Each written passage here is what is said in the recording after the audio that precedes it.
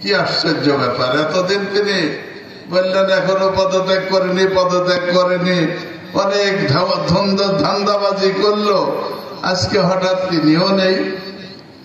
এভাবে হিসাব করতে গিয়ে দেখা যাচ্ছে যে যারা এই কাজে লিপ্ত ছিল তারা সবই সৎ মানুষ হতে পারেনি।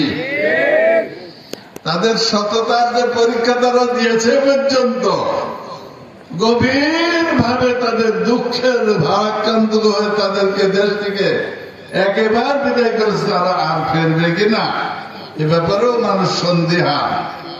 কিছু কিছু মানুষ বলছে হঠাৎ করে বর্ডার দিয়ে শেখ হাসিনা দেশে ফিরে এসে আবার গদি দখল করবে। এটা কি আমরা আশা করি? কারণটা কি? তারা যে অপরাধ করেছে মুখ দেখানোর আর কথা না। চোর চুরি করলে পালায়, আর ডাকাত ডাকাতি করলে হয় মরে নাই মারে। বর্তমান পরিস্থিতি কিন্তু ভালো না।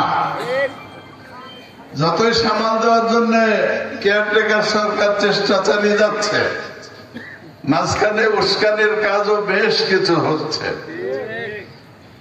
আমি একটা কথা বলি, ওকুল জাল হাক্ক জাহাকাল বাতিল ইন্নাল বাতিল কানা জাহুকা। এরা বাতিল ছিল, সরে গেছে, হক প্রতিষ্ঠিত হচ্ছে। এর নমুনা ধীরে ধীরে আমরা টের পাবো।